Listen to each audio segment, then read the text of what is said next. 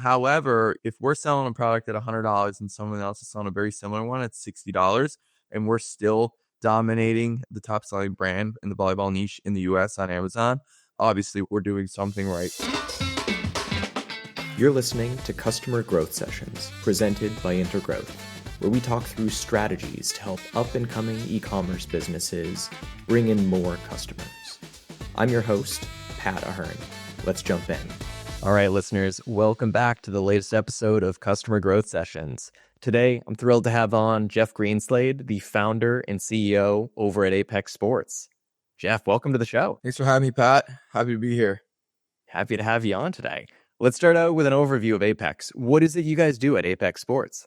So basically the idea behind Apex Sports was to bridge the gap for athletes, typically that are in their training stages of their athletic career, that being the ages of like 10 to 18, really bring products to these athletes or training equipment, sports training equipment to these athletes that they can use at home and that are affordable when compared to a lot of the alternative designs and products that are out there and available for these athletes. So Apex is a at-home training equipment company. Brilliant. So I guess tell us a little about the background of the company. How did you get started? Why did you decide to start the business? Yeah, good question. It didn't always start from just like a sports or loving sports and stuff like that. It started as a mechanical engineering student who worked in oil and gas and hated his job and wanted to work online. But that's where I kind of dipped into e-commerce, and Apex is an e-commerce brand. Now we are looking into retail and we've made some connections in the retail space, but it did start off as e-commerce. In saying that, it was a lot of stepping stones because first I started with a gift brand. So that was like engraved gift sets and stuff like that, which did good. And then I wanted to do something that I was kind of passionate about. And when I'm not working, I'm usually getting some exercise or playing sports or something like that. So being able to bring my passion and then into my work was something that I really, really wanted to do. And then that coupled with the e-commerce industry, which I was already becoming fairly good at, I guess, in retrospect, ended up being a perfect storm to have us start this brand. And it wasn't all sunshines and rainbows either, right? As soon as we had got the trademark or filed the trademark on the USPTO, we had Callaway Golf, which is one of the biggest golf brands in the United States, come after us because one of our first products was a golf product. And they essentially said that you cannot file this trademark or we're going to sue you. At the time, obviously, and still, I would never, ever be able to take Callaway or something like that to court. But so we essentially had to discontinue golf products. And then I thought we were kind of dead in the water. And then we found out that a lot of these parents, they don't mind spending money on the training equipment for their kids, but typically they're not going to spend $200 on a golf organizer for themselves. So that was something that I learned along the way. And actually my dad pointed that out to me. And then as soon as we kind of hopped on the train of bringing products that are like for kids that are in their early athletic journey and like really just trying to get those reps in at home and stuff like that. And the parents love it because the kids are outside instead of on an iPad or something like that. They're getting exercise. They're out of the parents' hair. So I think it was a perfect storm there. And volleyball, obviously, in the United States is becoming one of the bigger sports. It's really on an uptrend right now. Yeah, like I said, it was a bit of a perfect storm. Not when we started, but as we got into it, because then things started to take a turn. And it's a lot of luck too, right? Like along the way. I love the phrase, though, that luck favors the well-prepared. So a huge part of what drove this brand's success over time is everything that you guys have done in terms of Amazon. When you and I have talked before the show, like Amazon has been a massive win for you guys. And I would love to pick your brain on some of the things you did that panned out so well in terms of turning Amazon into such a big part of the business. So let's start out with the volleyball side of the business. Yeah. There's a lot of brands selling volleyball gear on Amazon. How have you guys stood out from the pack? How have you really dominated the volleyball market on that? Yeah, that's a good question. I'm still asking myself it. No, I think there's a few reasons why. Obviously, like we were one of the first ones in the market on a lot of these newer volleyball concepts. I'm not going to say products because a lot of the products differ, but the training concepts, which helped. However, if we're selling a product at $100 and someone else is selling a very similar one at $60, and we're still dominating the top selling brand in the volleyball niche in the US on Amazon, obviously we're doing something right. So, in my opinion, it really has to do a lot with our product presentation, the entire experience. Our customer service is absolutely bulletproof. If a customer ever has any issue with a product whatsoever, they reach out to us, they go on our website, we take care of it, lifetime warranty on products. We have people reaching out to us from 3 years ago that have broken something, and then we'll send it to them for free. And then they'll write a 5-star review unprompted on Amazon, right? Because of the customer service. And that's something that's been able to really bring us from, or these big products that typically have around 4.2 to 4.4 stars, for us to have 4.6 to 4.9 pretty much across the whole catalog outside of one product. So that customer trust, coupled with our specific branding, like we're really branded as an American company, which resonates a lot with our, obviously, the United States, because people see Apex Sports, they know that makes a lot more sense than Ziv something random, because all these Chinese brands on Amazon have these random brand names, and which is fine, like Z Feel or something, right? It doesn't sound right, it doesn't resonate. That probably gives Apex a little bit of unconscious bias, right? Because a kid is like, I want the Apex rebounder. They're not going to say, I want the Z Feel rebounder. I think that's one thing that really has helped us. I think a lot of word of mouth. We've done a lot in regards to the customer experience when they open up our product, as opposed to just a piece of paper with instructions on it. We have a full, kind of, I don't want to say laminated, I forget what the paper is called, but it's like that nice paper, opens up. We have barcodes in there that get the users, they scan the barcode, it brings them to a setup video of us putting together the product piece by piece. I'm not going to say that's something that has helped us out, but I see that we're getting over 1,000 scans kind of a week on these barcodes. So people are using them, which is good. To answer your question, it could be one of 5 of those things that's working, but it's really hard for me to be able to tell. I love it. And I want to pick your brain on a lot of those individual items that you dove into there. First, I want to play devil's advocate for a second, specifically on the lifetime warranty side of things. Yep. Obviously, a lot of phenomenal brands throughout the world that have done the lifetime warranty. But again, playing devil's advocate, lifetime warranty, it seems like it's going to be expensive. What if someone uses my product for 20 years and then they just demand a refund? I'm going to go out of business if I do this. What would you say there? Amazon is the ultimate double-edged sword when it comes to generating sales. It's an incredible source of revenue for e-com brands, but become too successful and you risk Amazon creating the Amazon Basics version of your product and taking away all your sales. We see it happen all the time. And that's why we help businesses to build a second customer acquisition machine before they lose their Amazon sales. Interested in hearing more? Reach out to us at intergrowth.com/CGS to book a complimentary strategy session with our team. Once again, that's intergrowth.com/CGS. All right, back to the show. The way that I kind of look at it, it's going to cost me a lot less money to send somebody a new product, right? Like if you have 100 people and 4 or 5 of them are bad apples who take advantage of something like a lifetime warranty, which is fine, right? You get 3 to 5 of these guys that take advantage of it. I would much rather give away $1,000 worth of products than have 5 1-star reviews on my listings to affect the future customers that are going to purchase our products. That would kind of be my answer to it. And at the end of the day, we've offered this for 3 years now, or 4 years, and it's been something that we do get requests from time to time of people like that try to take advantage of it and stuff like that. But it's fairly easy to wean out those people, and typically people are good in nature. So if I'm using this product for 20 years and it breaks, I'm pretty excited because our product lasted 20 years and the customer have used our product for 20 years. So in that case, I don't mind at all, but I understand what you're saying. Oh, dude, for what it's worth, I fully agree with you. I have products from a lot of those brands that do the lifetime warranties, and I may have reached out to REI with one of their like extremely long warranties when I had like a tent pole that broke. But Yeah, aside from, I think, one tent pole with probably a few tens of thousands of dollars that I've spent on like outdoors gear over the years. I think that's the only time I've ever like exercised the lifetime or nearly lifetime warranty. So I'm with you there, but it's cool to hear that take. Yep. Talk to me a little about the unboxing experience, because it sounds like that's a big differentiating factor. It sounds like you have put a lot of thought into that. Why invest those resources into that opening experience and the setup experience? I think the biggest thing that we had to, like when this brand was started, it was a lot of just-in-time learning. Like most things, we just threw ourselves into it and was like, okay, when shit hits the fan, we'll figure it out.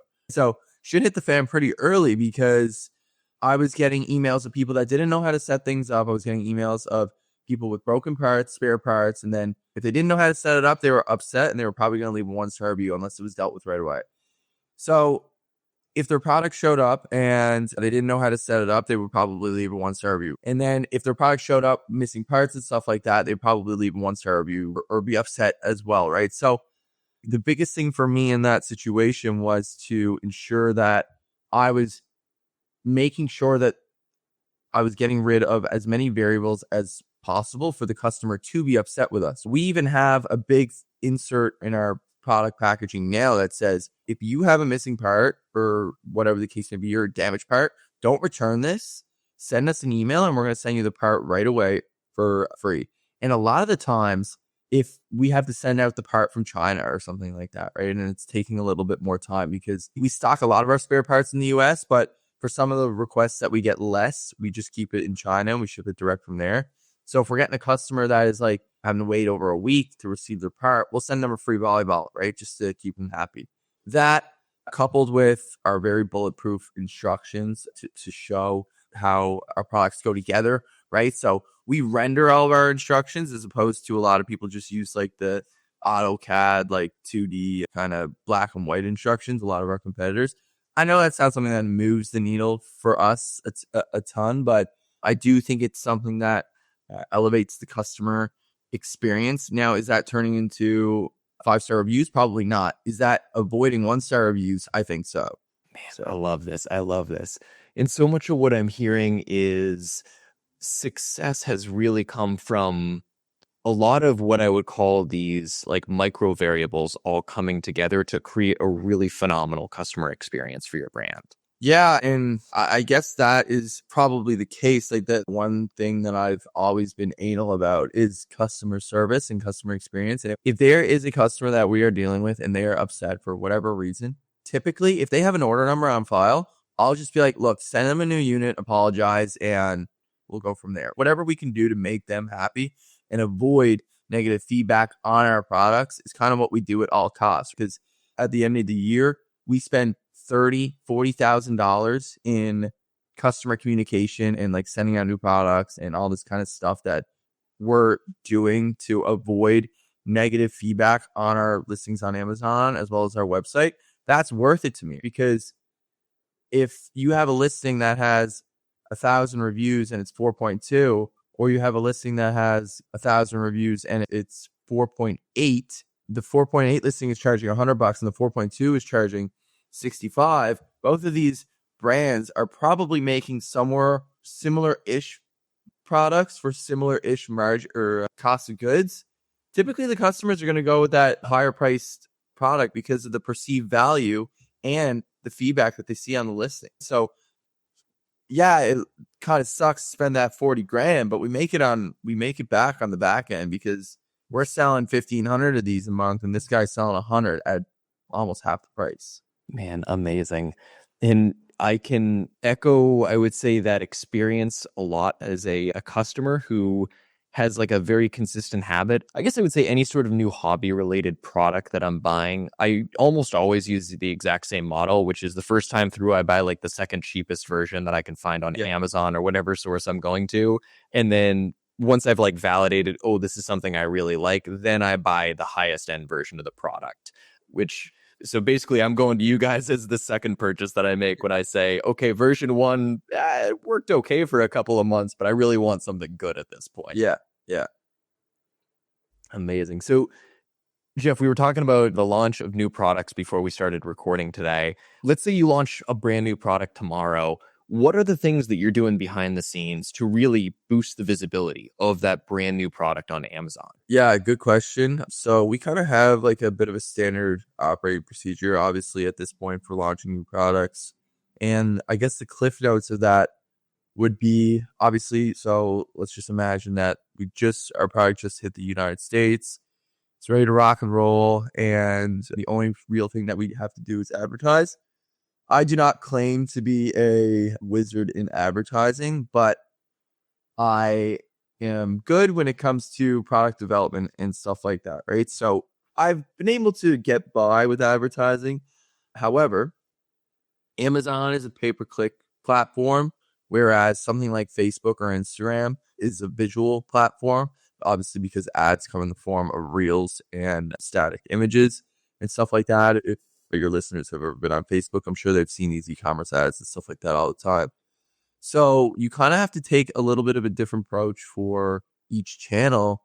When it comes to Amazon, the advertising is based on keywords, right? So if we're selling our volleyball rebanders, so we're bidding on that keyword, volleyball rebander, but we're also bidding on keywords, volleyball training aids and stuff like that, right? So we'll probably have a list of 40 or 50 keywords that we are bidding on for phrase, broad, and exact match. And now what that means is, so volleyball rebander is the phrase. If I said volleyball rebander for kids, that will probably hit the phrase match and we have a sponsor bid. Broad is they just need volleyball and rebander in the term. So volleyball static rebander, that would be caught by our broad campaign. Exact is just volleyball rebander. Anything outside of that, we won't show up.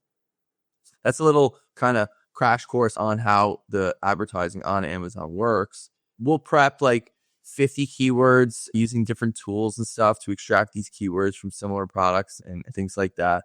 And then we'll upload them to Amazon, and then we'll do the launch. We'll do the Amazon has a program where you give away products for Vine reviews and people will review them.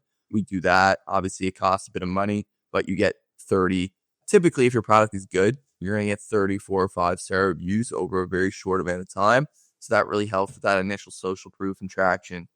And then really, it's just about getting the ball rolling, staying in stock, because typically if you launch a new product or whatever the case may be, you're going to run out of stock. It happens to me all the time. So we'll run out of stock usually on that first production run. And then the name of the game is staying in stock after you run out of stock that first time. Because if you do run out of stock on Amazon, you really lose a lot of momentum. We've seen this with a couple of products. Most recently, our soccer net. We were doing very well before we ran out of stock, and we ran out of stock for about 2 months. And now we're just getting back into the weeds of things and having to relaunch. And it's just beginning to get a little bit of traction now. Obviously, hopefully Q4 and Christmas time helps us out with that. But the other advertising side of things is you're going to be getting into obviously Facebook and Instagram ads and TikTok ads, right? So from that perspective, you're going at it from a visual point of view, whereas we're a sports training equipment company. A lot of the things that we do is have our users using our products, and then the product kind of speaks for itself in the ad. And we do that across the entire catalog. And we have found that those visual ads do the best for us.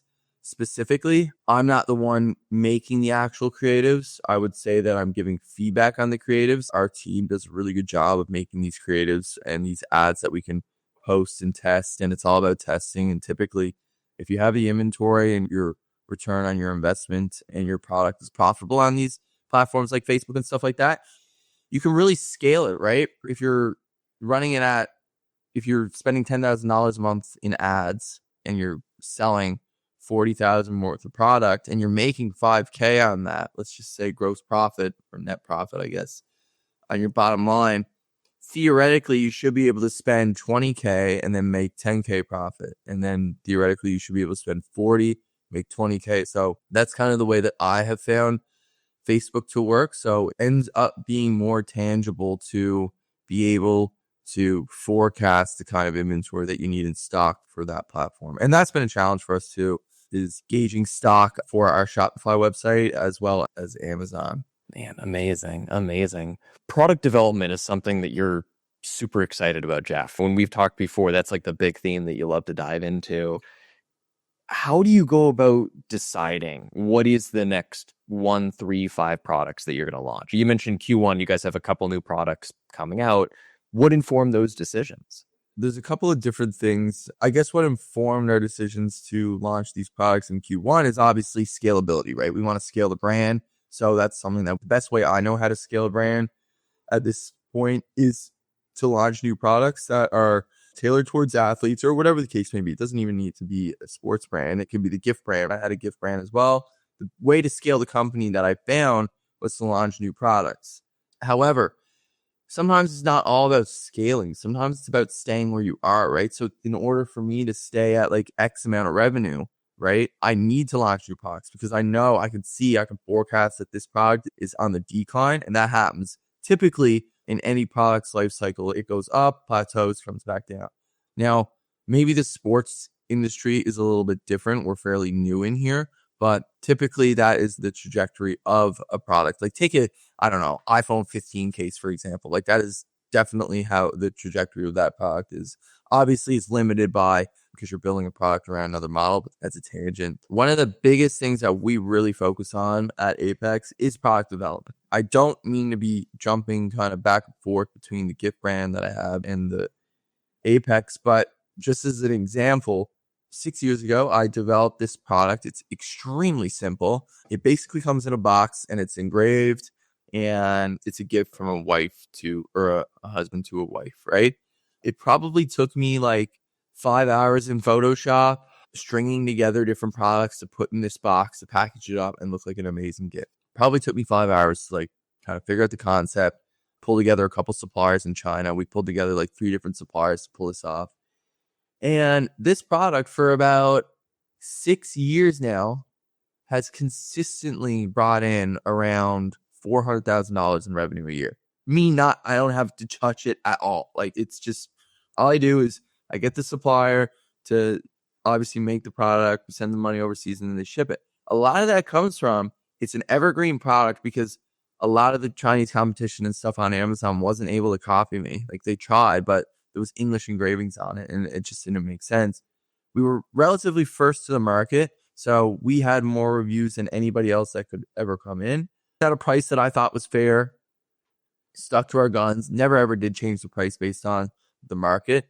And yeah, it's been one of those, like you look up passive income online or whatever. Like this little product that I created 6 years ago has been generating me definitely enough passive income to live a fairly decent life. Obviously not in a city like Vancouver or something, like, but like a city where I grew up in Newfoundland, right? Like you can live off that, right? But it just goes to show, like, if you do take the time, you do develop a product and it resonates with people, like with a website or an opportunity like Amazon, you can make decent money and then be completely hands off and give a couple hours a month to something to just make sure it doesn't die. And this is just an example of something that we did 6 years ago that's still around.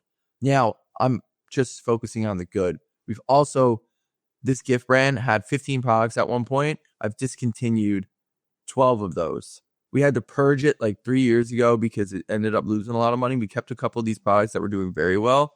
And since then, we haven't tried to scale it. We've just tried to keep inventory in the shelves, and it's been a win for us. So what I'm trying to get at here, and I took that momentum over to Apex, is that I would much rather spend time developing a new product concept, validating this product concept, all this kind of fun stuff, than rushing a product like everybody says to do online, all these e-commerce gurus and all this crap. I think it's all crap. You could be the best marketer in the world, but you can't dress up a pig. I just think it's very important for a lot of these new entrepreneurs and stuff like that to really, kind of take their time in this section of or this starting point of a business, right? Because a lot of the information out there is very, very jaded and it's incorrect. I work for a guy that sold courses. I knew the information that was being projected onto people, and it was a lot of crap. And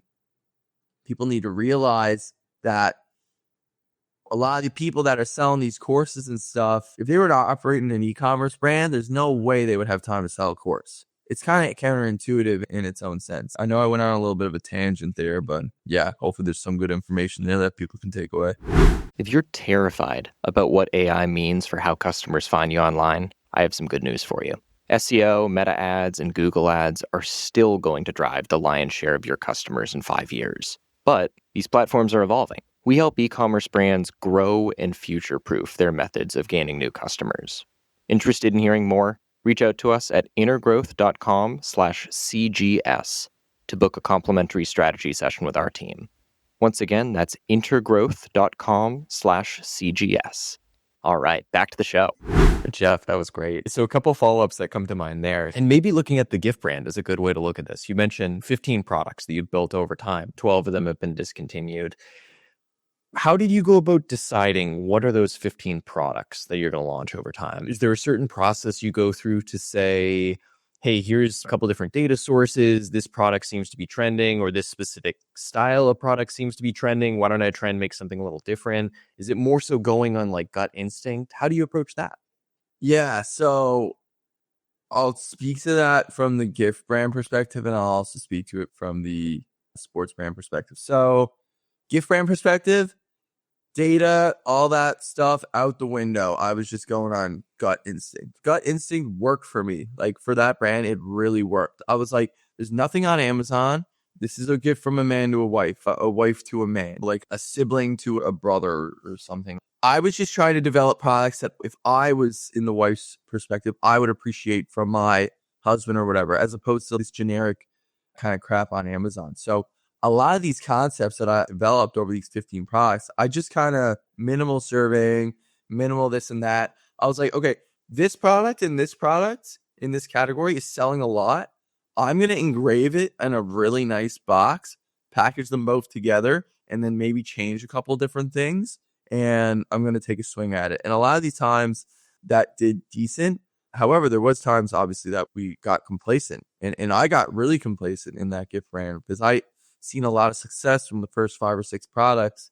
And then I really started to launch new products in the gift brand that I wouldn't take the time to make sure it's going to resonate with people. I would literally just slap a saying on a box and put a couple things in it and not do any validation, right? Like there was a groomsman gift that we made that we tried to charge a decent amount for. It was something that a groom would get for his groomsman. And I missed the nail because like a groom would get this for his groomsman, but we had to make it so he would get one for each groomsman, right? So we would sell 6 at a time. That's ideally what you wanted. But we had one box with 6 different things in it to give to the groomsmen. So they would have to go around and be like, okay, take one, take one, take one. So that was just a perfect example of missed the mark, very complacent, kind of messed up there, but we learned. So that's an example of a lot of these products that we purged. And the other products that we purged,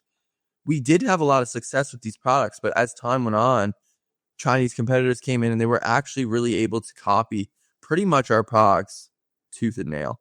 With these products, we didn't have enough of a moat built around the product to kind of get away like we have with these other evergreen products that I was talking about.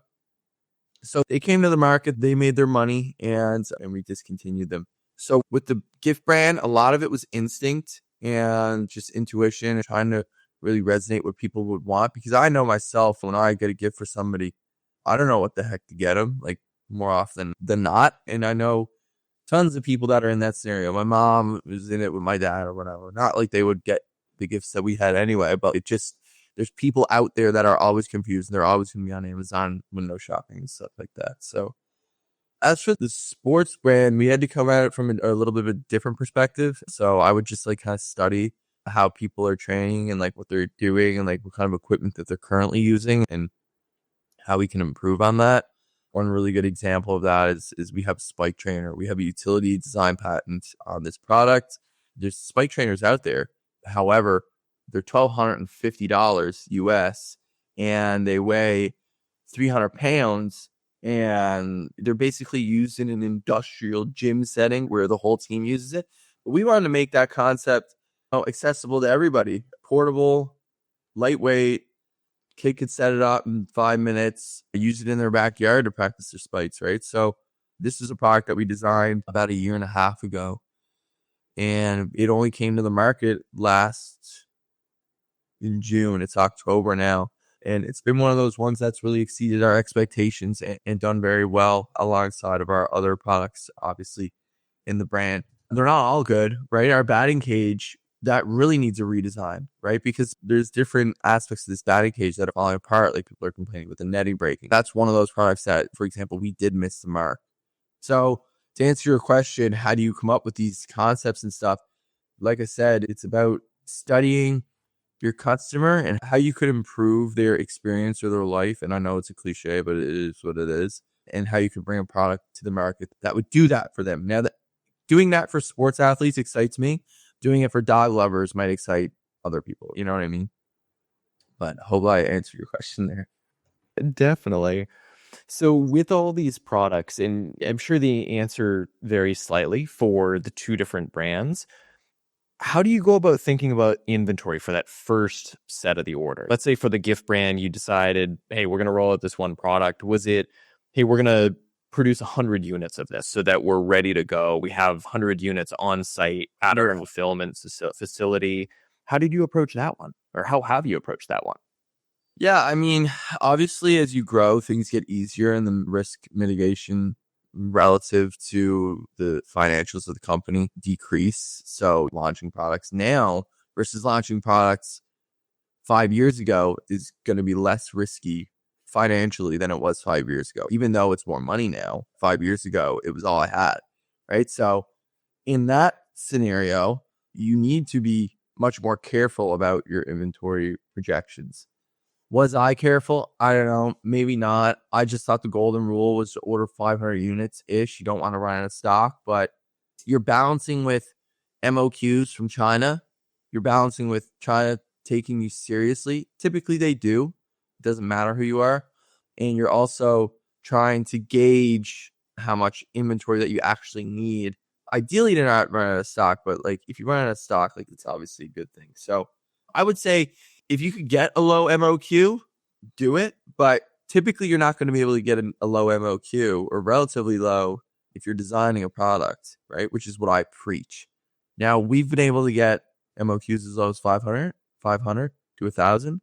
And when I started Gift Brand, we were able to get 500 units MOQ customized, which was really good.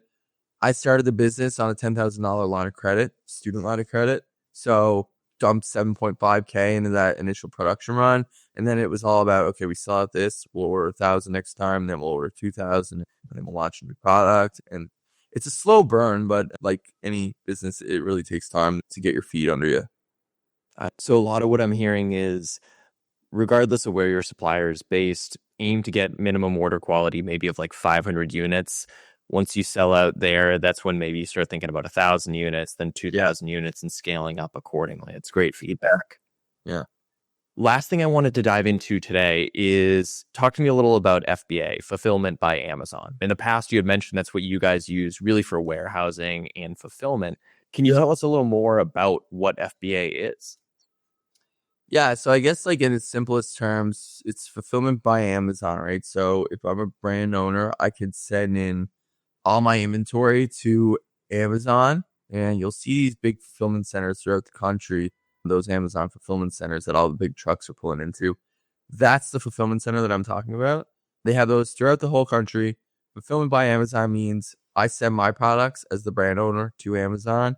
Amazon's going to store them in their warehouse, maybe they'll put 50 in Chicago, they might put 50 in San Francisco, they might put 50 in San Diego, 200 in Texas, right? They're going to spread out your inventory, and then they're going to charge me $3 to pick this up in their warehouse and then ship it to the customer. They also charge a 15% platform fee. So if you sell your product for $100, you're going to pay 15 to Amazon just for using their platform. It is what it is. It's kind of the nature of the beast, but Amazon is the biggest e-commerce giant in the entire world. So, if you're not taking advantage of that sales channel, you're really missing out, right? Like I go to Amazon all the time whenever I need something and I want it, right? Even like I wanted Burks the other day, and I would have much rather get it off Amazon because I know it's going to be to me really quick than I would to go to a bunch of different stores and see if they have my size, because I tried that and it didn't work. Or B, order it off the Birkenstock website that takes 1 to 2 weeks to get to me, right? So yeah, I don't know. I think companies and stuff like that ignore Amazon is not the smartest move. But yeah, fulfillment by Amazon, it really makes it easy for somebody new because there's no storage on me. Like, I don't have to do any of that heavy lifting. We built this company completely remote.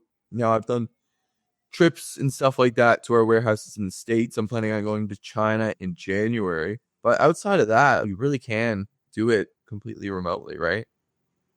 Man, Jeff, this has been amazing. So for listeners who want to buy like any of the Apex Sports products, where can they go to find you guys online? ApexSports.co, and we'll give them a little promo code. Use Apex20 at checkout, APEX20. Brilliant, brilliant. Thanks, Jeff. Where can people go to follow you guys on social? What are the big channels you're most active on? Right now, it's Instagram. It's just Apex Sports USA. We're on TikTok as well, same one, and Facebook too. But I would say our Instagram is probably our strongest channel. We are in the middle of growing that, obviously, as well, and growing our socials. So, yeah, if they want to follow us, they can check us out there. Amazing, amazing. Once again, listeners, this is Jeff Greenslade, the founder and CEO over at Apex Sports. Jeff, thank you for coming on today. Awesome. Thanks for having me, Pat. Thanks for tuning in to Customer Growth Sessions. If you found it helpful, subscribe and give us a review. It helps us to grow the show. Looking for more SEO guidance on how to grow your business? Contact us at intergrowth.com/estimator or email me directly. You can reach me at pat@intergrowth.com. That's all for today. We'll see you again soon.